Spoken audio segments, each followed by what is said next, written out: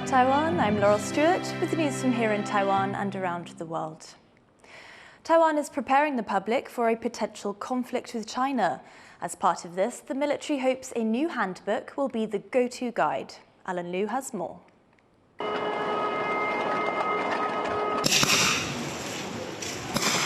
What will you do when war breaks out? A new official civil defense handbook rolled out by Taiwan's military hopes to provide the answers. 本手册为推广有准备更安全的行动理念，提供民众对威胁的认知以及相关应变资讯等重要的安全指引。Taiwan has published similar handbooks in the past, aimed at preparing the public for war. But the latest one shifts the focus to building resilience across society as a whole, while also providing guidance on natural disasters as well. Something some residents say is essential. 我觉得他有考虑到战争跟一些避难工具的一些必要性。那我觉得基本就够了，因为逃难是带最基本的东西去逃嘛。那可是如果平常没有这样的知识输入的话，你可能不知道危急来的时候要怎么去应变。在天灾这方面啊，地震什么的，我觉得我们台湾教育做得非常的好。但是我觉得像是战争，像我就不知道我家防空洞附近的防空洞在哪里，对，完全没有这种资讯啊。但我觉得可以考虑列入教育的范围里面啊。The handbook also highlights the need to spot misinformation, warning that Chinese-owned apps like DeepSeek and TikTok could put personal data and privacy at risk, information that could be weaponized in wartime. It also warns that in the event of a military invasion, any claim that the government has surrendered or that Taiwan has been defeated is false. But to some Taiwanese people, the definition of surrender can be controversial. 你投降的定义就很多嘛，那其实大家一般民众只是为了保命而已啊，大家都不想要战争，对，所以你说投降是怎么样的投降，这很难讲。The government plans to distribute an initial 5,000 copies at 3 supermarket chains across Taiwan. An online version will also be available. While Taiwan hopes conflicts never comes, the handbook is a reminder that readiness begins with a plan if it does. Ethan Chen and Ellen Liu for TaiwanPlus. Taiwan drove away 4 Chinese Coast Guard ships on Monday that illegally entered the waters around Taiwan's Kinmen Islands. 您未经许可进入我方水域，您的行动已影响我国海域秩序及安全，请立即转向，尽速离开我方水域，否则我船将依法采取必要行动。The 4 Chinese vessels switched off their identification systems and sailed into waters around Kinmen until they were escorted away by Taiwan's Coast Guard. Taiwan has reported an increasing number of Chinese Coast Guard vessels near its offshore islands, with more than 80 spotted near Kinmen since last February. Taiwan's Coast Guard says it's part of China's grey zone tactics and that it will step up monitoring of Chinese movements in its waters. Taiwan has thanked the US after its de facto embassy reportedly backed a statement accusing China of distorting World War II-era documents to claim the country. 外交部要感谢并且欢迎美方对中国扭曲二战的相关文件言论进行的驳斥，特别是公开明确地重申美方对台湾的政策立场，驳斥中方虚假不实的论述，以及再次展现对台湾国际参与的坚定支持。China uses World War II-era documents to argue that Taiwan was returned to China after the conflict. But the American Institute in Taiwan says none of these documents determine Taiwan's political status, a statement the US State Department later affirmed. In response, Taiwan's opposition party, the Kuomintang, said Taiwan's Republic of China government claim on Taiwan is a historical fact. Taiwan's foreign ministry has also said that the ROC government is the only legitimate representative of Taiwan. But China is not backing down on its narrative. At a press conference, China's foreign ministry condemned the US's position. 美方有关机构的谬论，颠倒黑白，混淆视听，中方对此强烈不满，坚决反对。 Amid the controversy, Taiwan's foreign ministry urged the international community to continue challenging China's narratives. Taiwan's foreign ministry has condemned Beijing after reports that China's ambassador to Denmark attempted to expel Taiwan's representative from an event in the country. 外交部要强烈谴责中方人员这种试图打压我国与他国正常互动的粗暴、卑劣行径，而面对这种战狼外交的蛮横作风，不但是毫不尊重主办方，更无视出席国际活动所应该有的基本礼节，并且完全背离国际社会的文明素养。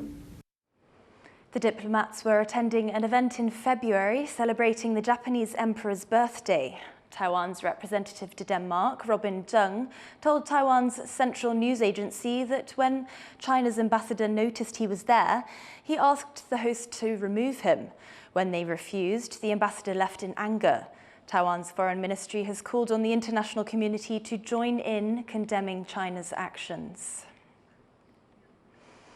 The US and China look set to extend a pause in their trade war and transfer TikTok to US ownership. The result comes after 2 days of talks in Spain and ahead of a call between US President Donald Trump and Chinese President Xi Jinping on Friday. John Van Trieste reports. Motorcades of Chinese and US officials leave Spain's foreign ministry. It's the second day of talks here aimed at easing strained trade ties between the world's two biggest economies. And there are hints a sort of truce in the US-China trade war could hold for now, with the US postponing tariffs on China and China no longer blocking the flow of rare earths to the US. As you know, right now we have a 90-day pause in effect with respect to US tariffs on China and Chinese severe controls on rare earth minerals. We have been renewing that pause periodically. The current pause is set to expire November 10th. We're certainly open to considering further action there if the talks continue in a positive direction. And there are signs a major point of friction between the two could get resolved.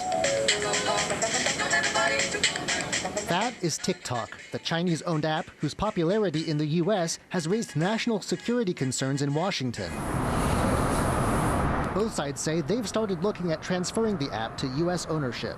本次会谈，双方围绕 TikTok 及中方有关关切，进行了坦诚深入的交流，就以合作方式妥善解决 TikTok 相关问题，减少投资障碍，促进有关经贸合作等，达成了基本框架共识。 US President Donald Trump is pleased, saying the talks have gone very well and that there's a deal on what he called a, quote, certain company young Americans had wanted saved. It all now rides on a scheduled call with China's President Xi Jinping on Friday. There are still sore points on both sides that could complicate talks.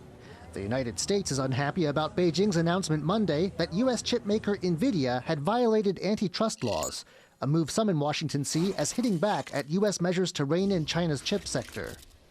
And China says the U.S. is using national security concerns as a pretext for curbing chip and other tech shipments to China and banning Chinese goods it suspects could be used for spying.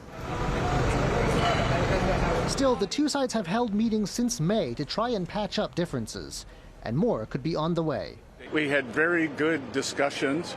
We preferred to keep the discussions on TikTok. We will be holding trade negotiations in about a month again at a different location. But we talked about many things that we might do in the future. Opening up a chance to cool down a months-long trade war that sent jitters through markets around the world. Delphine Chen and John Van Trieste for TaiwanPlus. US chipmaker Nvidia says it will comply with the law in all respects after China's market regulator said the company violated antitrust rules. In a statement, a company spokesperson also said the firm will continue to cooperate with all relevant government agencies as they evaluate the impact of export controls on competition in the commercial markets. China's antitrust ruling on Monday didn't give details, but said the violations stemmed from Nvidia's 2020 acquisition of network supplier Mellanox. No fines or other measures have been announced. The move comes as US and Chinese officials talk about a possible trade deal in Madrid. For more on what the Nvidia antitrust decision means for the firm's China business and US-China trade talks, reporter Chris Gorin spoke with Xiaomeng Lu, Director of Geotechnology at Eurasia Group. China's preliminary antitrust probe found that Nvidia had violated anti-monopoly laws in connection with its acquisition of the firm Mellanox. But this is coming from the same Chinese regulatory body that approved that same acquisition back in 2020. So what's changed?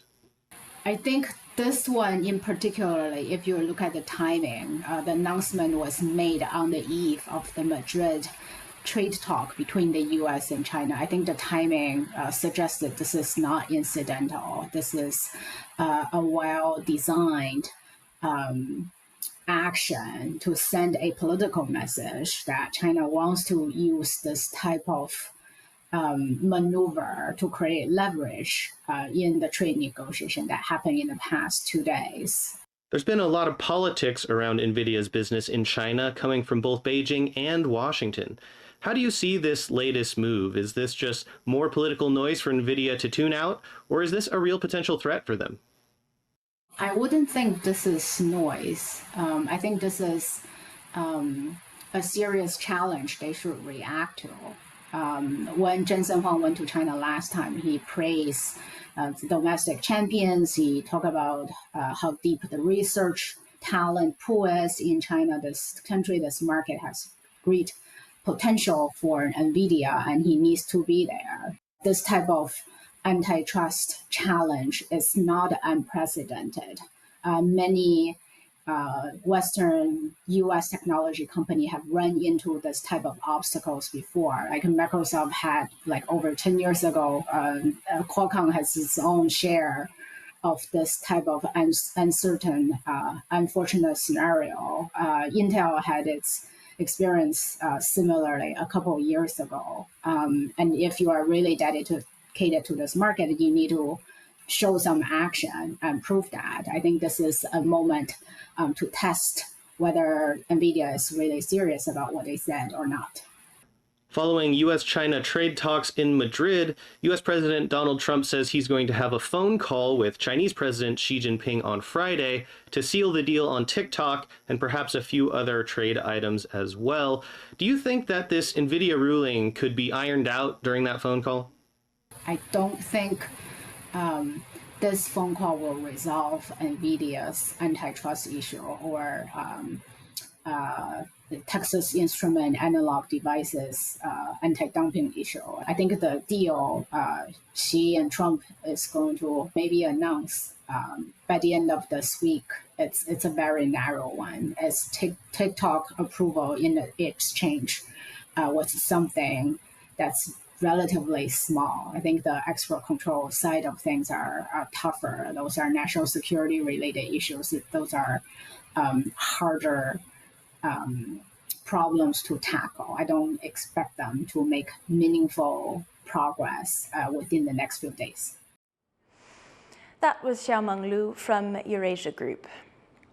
Venezuelan President Nicolas Maduro has condemned a US missile strike on a Venezuelan boat, calling it a sign of US aggression. Monday's missile strike reportedly killed 3 people, the second Venezuelan boat to be targeted by the US in just over 2 weeks. The Trump administration says both boats were carrying narcotics and gang members to the US. Maduro called US-Venezuelan ties broken, saying his country is empowered by international law to confront the US's actions. Thank you for watching What's Up Taiwan. You can visit the TaiwanPlus website or follow our social media for more stories from Taiwan and around the world. Finally, let's take a look at the Danjiang Bridge. President Lai Ching-te joined for the installation of its final segment on Tuesday, marking a new landmark in New Taipei City's Danshui district. I'm Laurel Stewart. Take care and see you next time.